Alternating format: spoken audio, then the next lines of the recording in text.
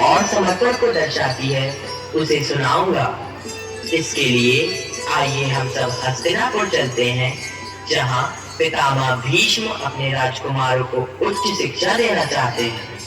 इसके लिए वह राजगुरु द्रोणाचार्य के पास जाते हैं।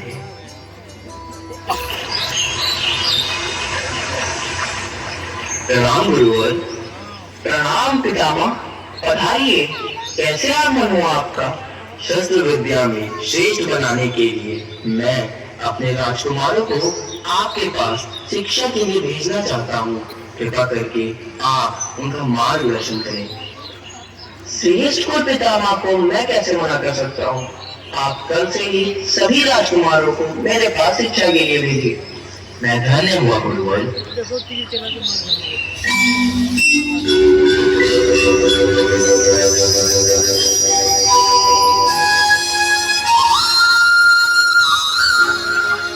प्रणाम गुरुदेव, आयुष्मान हो। सभी राजकुमार अपना अपना परिचय देंगे। प्रणाम गुरुदेव, मेरा नाम दुर्योधन है। यहाँ के राजा का मैं पहला पुत्र हूँ और ये मेरा छोटा भाई दुशासन है। हम इन सबसे श्रेष्ठ है। हा हा हा। उत्तम, परंतु यहाँ अहम भाव का कोई मूल्य नहीं होगा। प्रणाम गुरुदेव, मैं आपका शिष्य अर्जुन आपसे शस्त्र विद्या का ज्ञान प्राप्त करना चाहता हूँ। मुझे धनुर्विद्या में निपुण बनाइए।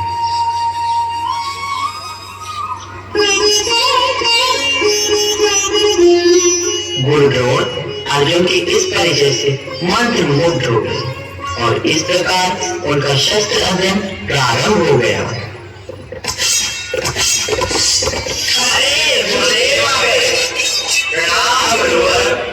आयुष्मान हो, तैयार हो जाओ। आज तुम्हारी तीर चलाने की परीक्षा होगी। हम सब तैयार हैं गुरुदेव। हाँ हाँ, हम सब तैयार हैं। उत्तम, तो सब पंक्ति बनाकर उधर खड़े हो जाओ। सामने, ऊपर, बाम, उस पेड़ पर सफेद रंग की एक नकली चिड़िया है। उसकी आंख पर तुम्हें निशाना लगाना है। वो वहाँ? अरे वहाँ नहीं, इधर यहाँ। शांत, इधर उधर मत देखो। याद रखो केवल चिड़िया की आंख पर और उसमें भी उसकी पुतली पर निशाना लगाना है। समझते हो? जी हाँ। उत्तम, तो फिर एक एक करके आगे बढ़ो और उस स्थान पर खड़े होकर तीर कमान को साध लो। कुमार युधिष्ठिर, सबसे पहले तुम आगे आओ। जो आ गया गुरुदेव, मैं तैयार हूँ। बस तुम्हें क्या दिखाई दे रहा है?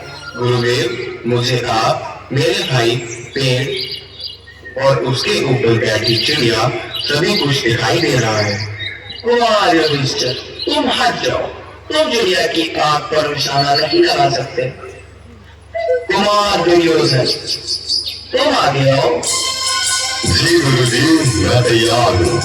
बस क्या तुम पेड़ से हमें भी देख रहे हो? आप ही नहीं गुरुदेव, मैं भीम सहित इन सबको देख रहा हूँ। साथ ही पेड़, आसमान और चिड़िया को भी देख रहा हूँ।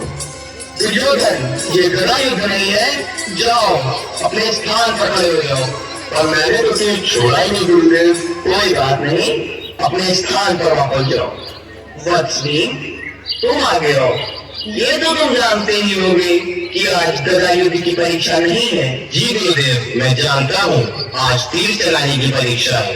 उत्तम, अब तुम बताओ तुम्हें क्या दिख रहा है? मुझे चिड़िया से पहले क्या दुर्योधन दिख रहा है गुरुजी? भीम, ज्यादा क्षेत्र नहीं है। शिक्षा में ईर्ष्या का कोई स्थान नहीं। अपने भाइयों के पीछे जाकर खड़े हो जाओ। हम आए गुरुदेव, हमको चिड़िया स्पष्ट दिख रही है, वह हिल रही है। नहीं गुरुदेव, मैं आऊंगा। आप तो जानते हैं मेरी दृष्टि तो बहुत तेज है। मैं तो वहां तक देख सकता हूँ जहाँ आकाश और धरती मिलते हैं। ये चिड़िया क्या है? शांत, तुम सब शांत रहो और अनुशासन में रहो।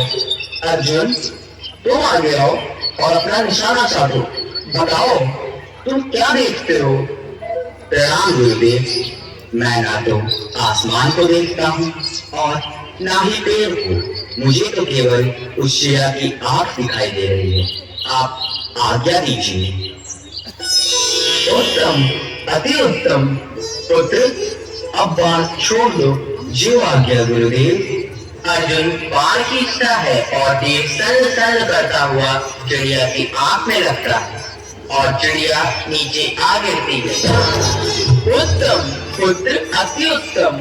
तू ही मेरा सच्चा शिष्य है। तूने मेरी लाज रखी। आज मैं तुझे वर देता हूँ कि धनुर्विद्या में मेरा कोई भी शिष्य तुझसे आगे नहीं बढ़े। आओ, मेरे गले लग जाओ। समय बीतता गया और पूरे प्रदेश में गुरु द्रोण की ख्याति फैलती गई। एक दिन ये बात आदिवासी बालक एकलव्य को पता चली। वो गुरु द्रोण के आश्रम में उनसे शिक्षा मांगने आया। प्रणाम गुरुवर, मैं आदिवासी पुत्र एकलव्य आपसे बाण विद्या सीखना चाहता हूँ। पुत्र, मैं केवल राजकुमारों को ही शिक्षा देता हूँ, अतः मैं तुम्हें शिक्षा नहीं दे सकता। जो आज्ञा गुरुवर। उदास एकलव्य